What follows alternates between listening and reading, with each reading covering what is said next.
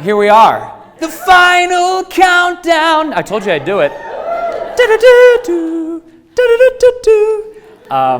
Now I know that you guys could be up at the highest place right now in your hemp thongs with DJ Drez. And I appreciate you being here, regardless of your underwear choice. Won't get into that. That's not part of longevity, although comfortable underwear does make life more just appealing, I guess. So I had a very, very serendipitous meeting about 8 years ago. I was out on the road touring, and I was in Arizona. And I met a gentleman that I had heard these kind of rumors about, these kind of mythological stories about. Didn't really know much about him. But in 2009, I had the great pleasure of meeting a man by the name of Dr. Bernardo Lapayo. And Dr. Bernardo Lapayo, if you had not known by physical appearance, at that time when I met him, was 108 years old. Now, how many people here have met a centenarian in their life? Anybody? Okay, so don't know what your experience of the energy or the physicality of a centenarian was, but this man was embodying such a vitality and life force and focus and childlike wonder within him that I took it upon myself to interview him at this festival and learn everything that I could about who he was, how he lived, what his philosophy was, and how was he able to live not only to 108, he was born in 1901, he's still alive to this day, by the way, but what is the inner workings of this man's, not just his biology, right? I wasn't so much interested in that. I was interested in his lifestyle choices. I was interested in his belief systems, what he does every single day to anchor himself in this vitality that's helped him to not only live to 100, but live to 100 with vitality and joyfulness and playfulness alive inside of him. We don't see that very much in our culture. I'm sure you probably agree with this. Most of our archetypes of aging, there's a lot of negativism, there's a lot of shame around it in our culture, right? It's like we elevate youth and vibrance and sexuality and assign that only to the youthful. But the paradigm shift that I'm interested in, among many in our culture, is how can we make choices in our lives that allow us to not only live longer, which is not the only goal, but to live longer and still be vital and joyful and energized and keep that inner child alive. That's what that to me is the game, right? I want to know about that. So going down that rabbit hole with Dr. Bernardo Lapayo, you know, he's very, very playful. So I was joking about him like cruising through Mesa, Arizona in his Cadillac, picking up 70-year-olds, like, because he looked literally like he was in his 60s or 70s. How could a 108-year-old man look so youthful? So, you know, digging under the hood, I started to learn about his lifestyle habits and started to learn about his daily practices. And I'm going to tie these back in at the end of our conversation, but there's been some amazing research the past few years. Have you guys heard of the Blue Zones by Dan Buettner? Anybody here? Okay, so Dan Buettner, amazing research where he was going to these blue zones on planet Earth and finding out what are the secrets of these centenarians. How are they aging not only gracefully, how are they aging vitally? And how are they embodying this archetype, like Dr. Bernardo Lapayo, of being youthful and vibrant and just sexy and just amazing, like completely subverting the paradigm of aging that we've been taught in our culture. So digging into these blue zones, and they're all over the world, by the way. There's no central concentration of these blue zones. You have places like Okinawa, Japan, Loma Linda, California, the island of Sardinia off the coast of Italy, certain places in Greece. They're spread all across the globe.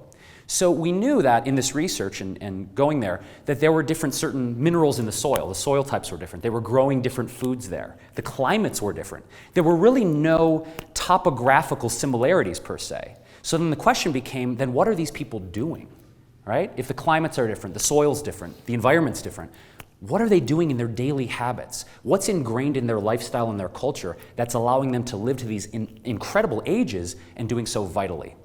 So what I've taken on in part of my work in the world is to extrapolate this research and these lifestyle practices of places like the island of Sardinia. A lot of people are like, well, some random island off the coast of Italy, like what does that have to do with me? I live in San Francisco or New York or LA. I'm subject to a completely different level of stress and anxiety and pressure in the city than off some random coast or Loma Linda, California or Okinawa, Japan.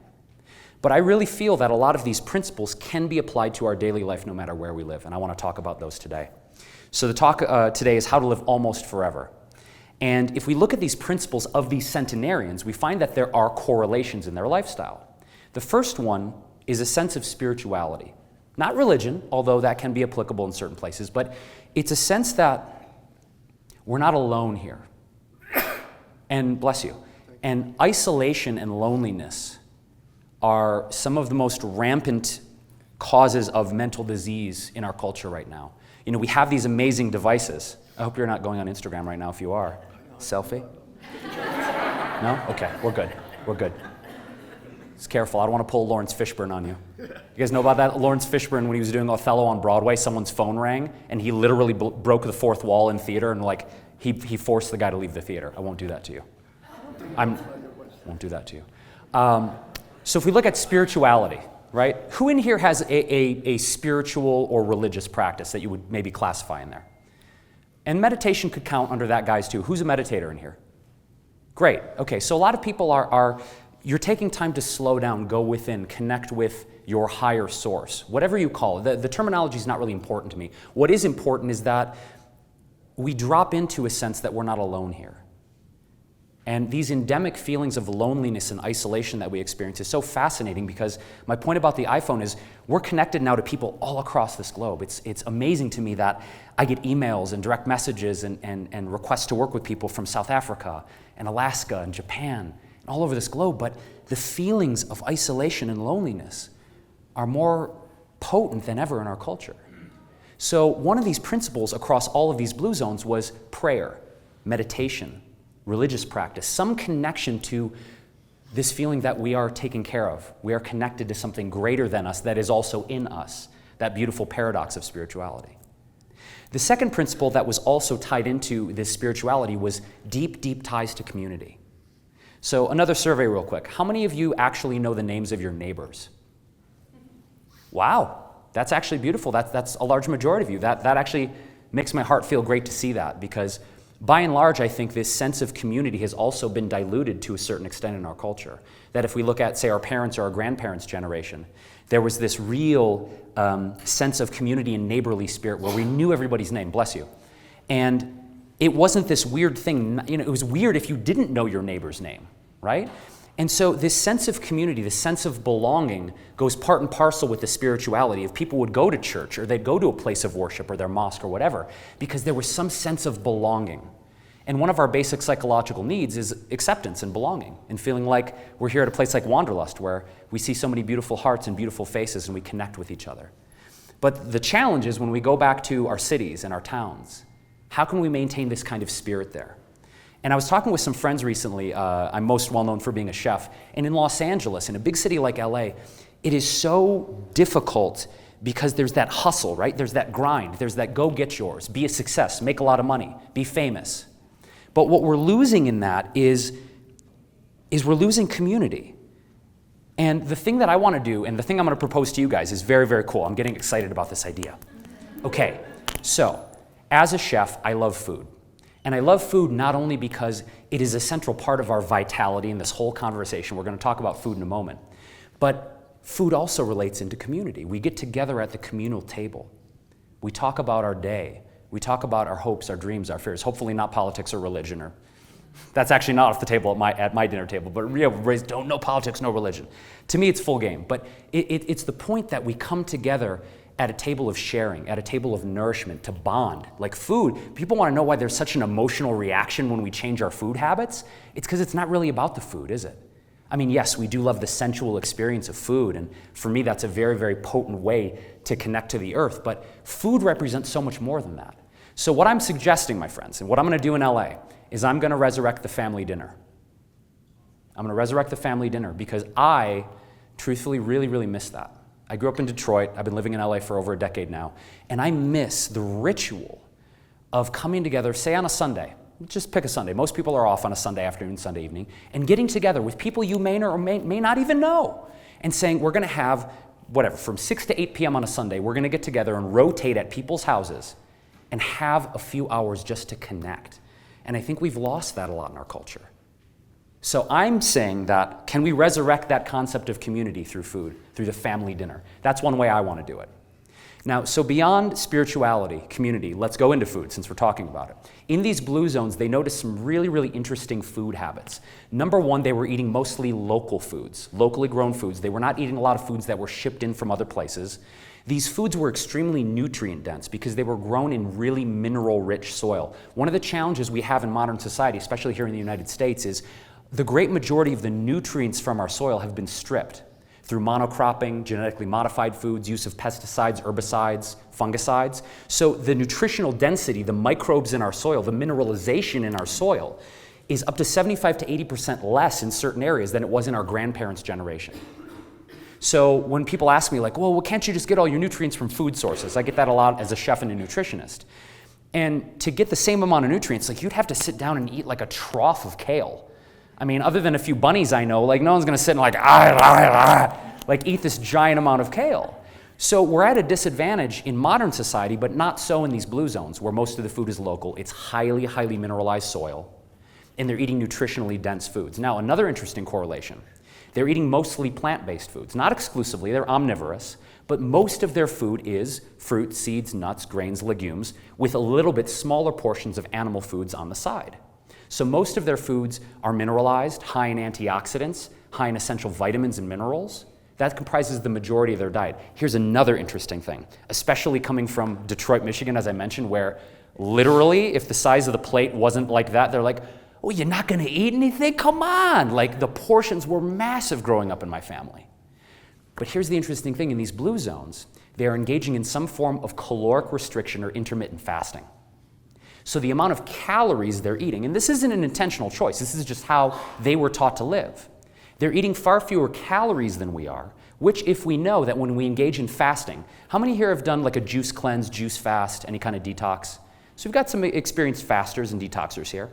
When we detox, when we intermittent fast or do caloric restriction, what that allows is the body to repair itself more efficiently, right? When you take away all of the energy, they say that up to 25 to 30% of your body's energy reserves can actually be allocated to digestion. So when we're eating heavy foods, fried foods, fatty foods, artificial foods, toxic foods, the body has to use so much of its energy reserves just to try and digest and assimilate that food. So when we fast and we engage in caloric restriction, that allows our body to focus on other tasks like cellular rejuvenation, repairing tissues and bones, anti-aging, allowing more growth hormone. In fact, there was a study at, I think it was, it's in the book, I think it was Johns Hopkins University, where they took a group of test subjects, human test subjects, and they did a intermittent fasting period of a full 24 hours. This was no juice, no tea, only, it was basically just water for 24 hours.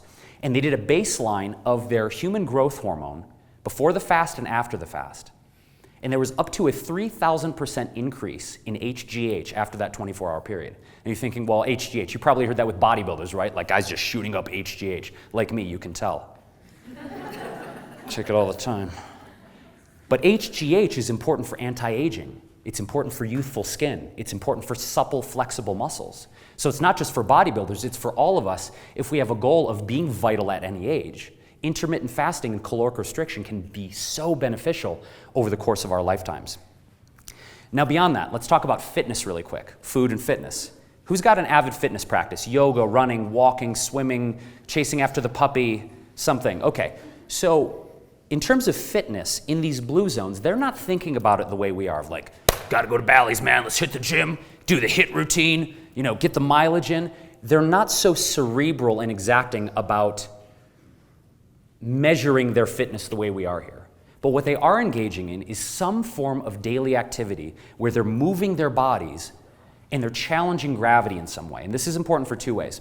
Number one, if we're moving our body, we're challenging our lungs to grow, capacity, lung capacity. Our heart health is positively affected when we engage in some form of cardio. And in these blue zones, it's usually walking, hiking, swimming, some sort of light daily activity. They're not running marathons here, but every single day they're dedicating in their life habits, in their lifestyle, daily movement.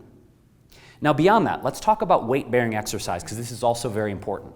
If we're only doing cardio, we are not getting the benefits of maintaining healthy muscle mass and also maintaining healthy bone density. So that's why some sort of challenging gravity, whether that's weightlifting, whether that's hiking, whether that's going against gravity, doing a million chaturangas, keep your elbows in. Still have problems with that because I just want to do a lot of push-ups. Just keep them in. Doing some sort of force against gravity helps to maintain that bone density. And if we loop back to the food conversation, if we're getting high amounts of vitamin K, high amounts of magnesium and calcium, B vitamins, vitamin D3 from the sun. Combine that with weight-bearing exercise, you've got healthy bones for a lifetime, like almost guaranteed. So if we look at, again, spirituality, community, food, fitness, we're seeing that there are commonalities across these blue zones, which can be applied directly to our daily modern life. The other thing that's really interesting, though, is this concept, the fifth concept. In Okinawa, in Japan, they call it ikigai. And ikigai is your life's work. It's your purpose here on this planet. It's something that in every thread, in every fiber of what you do, it's what drives you forward. It's what you burn for. It's what you can't imagine yourself not doing in this lifetime.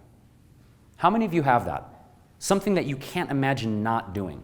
And it could be the simplest thing. It could be loving up your dog in the morning, right? It could be going for a daily walk. It could be eating chocolate pudding every Thursday. I don't care what it is. Watching reruns of The Muppets or Seinfeld. I don't know. It doesn't matter. It doesn't have to be some profound thing. But if there's something that you have a reason to get up every single morning, you have an anchor in your life. This is something that's so crucial for all of us, that moves us forward with passion and purpose. They call it ikigai. I have this system in my online courses and my teachings as a coach that I call the passion palette. And if you imagine a painter and you have your primary colors on your palette, any artists in here who's painted before? Okay, a few painters, right? So we know we have our primary colors, we mix colors together. I look at life as having a passion palette. And I know that there are 5 things in my life that make my life worth living. That every single day, even if I'm having a bad day and I have battled mental illness and depression, suicidal anxiety, a lot of different things. But if we don't have those anchors that make our life worth it, we're missing out on a very central component of longevity. Because life will challenge us. We all know this. I mean, one of the biggest things I think for all of us at this type of festival and bonding together is celebrating our joys, but celebrating the fact that we've all been through a lot. That compassion in knowing that we've all been through some very, very painful, challenging moments in our life. But through all those challenges, you're obviously in this room and you're still breathing. You've made it through. Heartbreak, maybe disease, broken bones, broken heart, whatever we've all been through that unites us in our humanity. There was something that got you up every single morning. There's something that's still getting you up every single morning, whether that's your family, your kids, your companion animals, your purpose in life, your desire to give. We need that ikigai in our lives. And if you don't have that yet, I think it's just a perception shift, because I think we all do. I notice not everybody raised their hands when I asked that question. I think we all have that. Maybe it's just an awareness shift.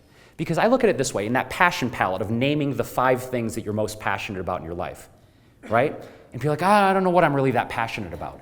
Think about maybe some of the conversations you've had here or recently. Things that light you up when you just talk about them easily, not because you're up on a stage or not because someone's interviewing you, but the things that you naturally find yourself getting lit up about, right? Do you guys know those things, like just in common conversation, the things that you're just like, oh man, yeah, I saw this like rerun of Scooby-Doo and it was so amazing, and then I went and got this Coney dog, and I love visiting Detroit because it's got all this great architecture, and I like muscle cars and little orange kittens, now it's about me. And I love funk music, and I love chocolate, and I love cuddling. Hopefully all those together. Like kittens, chocolate, and cuddling, like that's my kind of party. So you have to ask yourself, what's your kind of party? Seriously, because if we don't have joy in our lives, what is the point? Like that, I want to make that very, very clear in this concept of ikigai. It's not like this, I've got my passion, I've got my purpose, I'm going to go do it. Not like this alpha thing, like I'm going to go and like crush. You know, we've got this thing of like, got to crush it. Whatever. Like, yes, go, be fierce. Be your most activated, passionate self. But if there's no sense of joy in it, and you're just doing it out of some sense of duty or obligation, you're missing the point. You're missing the point. I feel that, I know my purpose, this may resonate for you guys, my purpose, my central like ikigai on this planet is to reduce suffering and increase joy in whatever form that is. In this beautiful moment with you, whether that's recipes, I do stand-up comedy, I go around and I work with the homeless, like whatever it is for you, if we can reduce suffering on this planet and increase joy for ourselves primarily. Because one thing I've learned on this journey of thinking about longevity and ultimately the legacy I want to leave on this planet after my lifetime is over is if I've touched at least one life and reduced their suffering and increased joy for them, I've done something, right? We have this idea that we've all got to be like Oprah. I got to affect millions of people, and then we beat ourselves up because we haven't touched enough lives. Anybody feel that sometimes? We're like, oh my God, I got to like touch millions, and my Instagram following's not big enough, and I'm not Oprah yet. Maybe that's just my mind. Trying to be Oprah. If you touch one life, that is truly all that matters. If you touch 1,000 lives, 10, the numbers don't matter. We're so number obsessed. But that connection with one other human soul to shift the bar for them, reduce their suffering, see their humanity, increase their joy, to me, that is what this journey really, really, really is about. So that branch of that ikigai, that passionate purpose, whether you want to call it your life mantra, your life motto, that's what it was for me, was I'm here to reduce suffering and increase joy. And whatever I take on in my life, whatever creative project, whatever endeavor, whatever conversation, that's either a conscious decision or it's just there in the back of my mind. How can I really connect with this person to help reduce suffering and really like lift them up? You know? Because at the end of your life, and I don't mean to be macabre or morose here, the number is not what we're going for. The title of this is How to Live Almost Forever, right? Of course, I'd love to live to 100 and beyond. Nothing's guaranteed, we know that. Every moment is a gift, every moment is a mystery. But if at the end of my life, I can look back and say, I lived with authenticity, I lived from my heart, I touched some lives, it's a good way to go out, you know? I don't think I'm going to be thinking about the money or the muscle cars. I'll probably be thinking about my kittens. Maybe a little chocolate. Maybe just like my last meal, chocolate. But I think the thing that we are all wanting is to leave this existence with some sense that we mattered and we touched people. You guys feel that? Yes. Yeah? So these principles that we take from these centenarians, again, it's not just achieving the number. It's in our daily choices every single day. What are we nourishing ourselves with? I'll go back to the original start of this, that most people know me as a chef, and they know me for what I put on the end of my fork and feed people with. I have this grandma complex, like, eat. But nourishment comes in so many forms. So I want you to think about this in terms of how can you nourish yourself? How can you give yourself food on multiple levels of being? Yes, what you put on the end of your fork, very important, but food's not the only thing. How do you nourish yourself in your relationships, in your belief systems, in your relationship to spirit or some kind of higher source? How do you nourish your community? How do you nourish your own heart with joyfulness? So I want you to think about food beyond just polenta cakes and chocolate sauce. I want you to think about food in terms of whatever you're taking into your being. And that to me is really what living a vibrant, healthy, joyful life is all about. Connect to that, guys. Connect to that. And no matter how long you live, you're going to have a life well lived. Thank you.